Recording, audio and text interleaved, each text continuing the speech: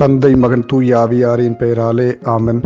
ஆண்டவருடைய பெயராலே நமக்கு உதவி உண்டு. அவரை விண்ணையும் மண்ணையும் படைத்தவர். ஆண்டவர் உங்களோடு இருப்பாராக, ஆன்மாவோடும் இருப்பாராக. மத்திய எழுதிய புனித நற்செய்தி அதிகாரம் 10 அருள் வாக்கியம் 13. அமைதி அவர்கள் மேல் தங்கட்டும். மன்றாடுவோமாக. சர்வ வல்லமையும் மகா பரிசுத்தமும் பேரன்பும் பேரமைதியும் பேராற்றலும் பேரிரக்கம் நிறைந்த எங்கள் அன்பின் பரலோக பிதாவே, நன்றியோடு உம்மை போற்றுகிறோம், புகழுகிறோம், ஆராதிக்கிறோம், நன்றி செலுத்துகிறோம், ஸ்தோத்தரிக்கிறோம், சுதிக்கிறோம். சுவாமி, இதோ கடந்த நாளிலும் இரவிலும் எங்களை பாதுகாத்து பராமரித்து மீண்டும் ஒரு புதிய நாளை கொடுத்திருக்கிறீர். உமக்கு நன்றி செலுத்துகிறோம். அப்பா, இந்த புதிய நாளை உமது கரங்கள் ஒப்புக் கொடுக்கிறோம். 2020 ஜூன் மாதம் 11 வியாழக்கிழமை அற்புத குழந்தை இயேசுவின் அன்பின் வணக்க நாளில் எங்களையும் எங்கள் குடும்பம் முழுவதையும் நாங்கள் வாழுகிற இந்த ஊரையும் சமூகத்தையும் திருச்சபையும் நாட்டையும் தேசத்தையும் ஒப்புக் கொடுக்கிறோம். ஆசீர்வதிப்பீராக. அன்று உமது அப்போஸ்தலர்களை திருத்தூதர்களை ஊழியத்துக்கு அனுப்புகிற பொழுது நீர் அநேக காரியங்களை சொல்லியிருக்கிறீர். விண்ணரசு நெருங்கி வந்து விட்டது, பறைசாற்றுங்கள், குணமாக்குங்கள், நற்செய்தி சொல்லுங்கள், இறந்தோரை உயிர்ப்பிடச் செய்யுங்கள், தொழுநோயை குணமாக்குங்கள், இலவசமாக பெற்றுக்கொண்டீர்கள், இலவசமாக கொடுங்கள், பயணத்திற்கு எதுவும் செல்ல வேண்டாம், நான் உங்களோடு இருக்கிறேன். ஏதோ எந்த ஊருக்கு போனாலும் அந்த ஊரில் தங்கியிருங்கள், அவர்களுக்கு வீடுகளுக்கு சென்று அவர்களுக்கு அமைதி வாழ்த்து கூறுங்கள் என்று சொல்லியிருக்கிறீர். அப்படியாக சுவாமி, உமது அமைதிக்காக சமாதானத்திற்காக நன்றி செலுத்துகிறோம். ஆண்டவரே, எங்களுக்கு சமாதானம், அமைதியும் நிம்மதியும் ஆறுதலும் தேவைப்படுகிறது. எங்கள் குடும்ப பிள்ளைகளுக்கு அமைதியும் சமாதானமும் நிம்மதியும் ஆறுதலும் தேவைப்படுகிறது. எங்கள் ஊர் மக்களுக்கு அமைதியும் சமாதானம் நிம்மதியும் ஆறுதலும் தேவைப்படுகிறது. எங்கள் நாட்டு மக்களுக்கு அமைதியும் சமாதானம் நிம்மதியும் ஆறுதலும் தேவைப்படுகிறது. இந்த தேசத்து மக்களுக்கு அமைதியும் சமாதானம் நிம்மதியும் ஆறுதலும் தேவைப்படுகிறது. ஆண்டவரே, அந்த அமைதியும் சமாதானம் தருகிறவர் நீர்தாம் என்பதை அவர்கள் உணர்ந்து கொள்ளும்படியாக ஜெபிக்கிறோம். அன்றைக்கு நீர் திருமண இயேசு கிறிஸ்து வழியாக பிறந்த பொழுது சமணசுகள் சொன்ன முதல் வாழ்த்துச் செய்தி, உன்னதத்தில் கடவுளுக்கு மாட்சி, உலகிலே நன்மனத்தோருக்கு அவருக்கு உகந்தோருக்கு அமைதி உண்டாகட்டும் என்று சொல்லி, அப்படியாக அந்த இயேசு ஆண்டவர் உயிர்த்து முதல் சீடர்களுக்கு காட்சி கொடுக்கிற பொழுது முதலில் சொன்ன வார்த்தை, உங்களுக்கு அமைதி உறுத்தாகட்டும், உங்களுக்கு சமாதானம் உண்டாகட்டும் என்று சொல்லி, அப்படியாக இயேசுவின் பிறப்பும் இயேசுவின் உயிர்ப்பும் இந்த உலகத்திற்கும் அவரை நம்புகிற பிள்ளைகளுக்கும் அமைதியும் சமாதானம் தருவதாக இருக்கிறது. ஆண்டவரே, அமைதி சமாதானம் நிம்மதி ஆறுதலை கெடுக்கும் விதமாக சாத்தானுடைய பிரச்சனைகள், சாத்தானுடைய குறுக்கீடுகள், போட்டி பொறாமை, இன்னும் பல்வேறு விதமான குளறுபடிகள், சிக்கல்கள், நோய் நொடிகள், கோபம், எரிச்சல் இவையெல்லாம் இருக்கிறது. ஆண்டவரே, அமைதியை தருகிறவர் இயேசு சாமி நீர் ஒருவரே.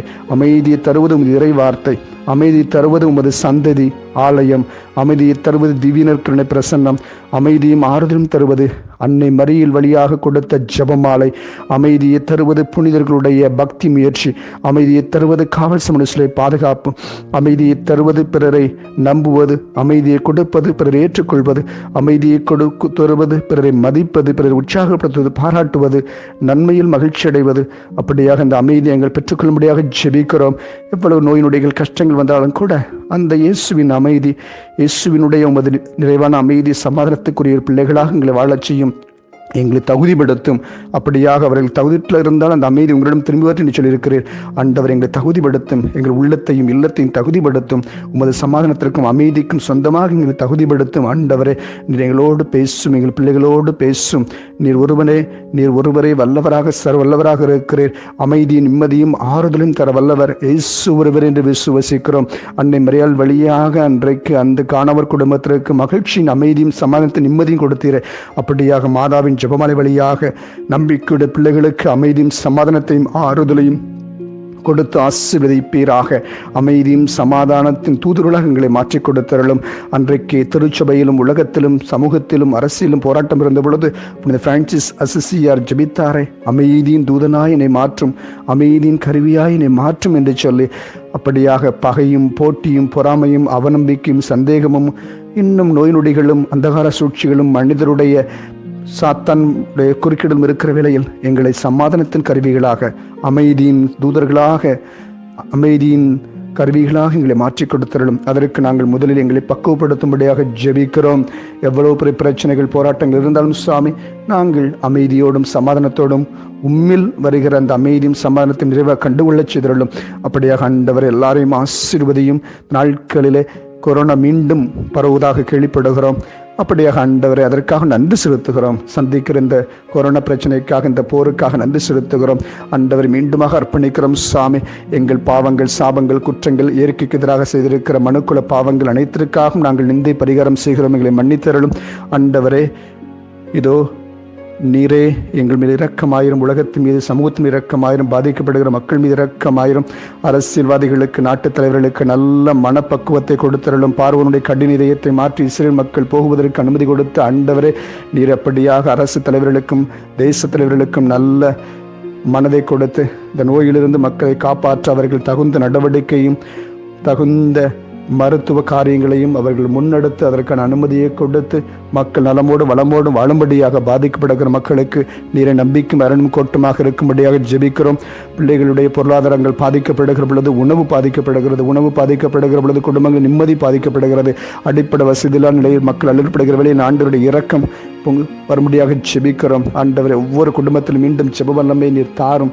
இடவினால் ஜெபிக்கிற வல்லமையை தாரும். சர்வ வல்லமையை தருவீராக.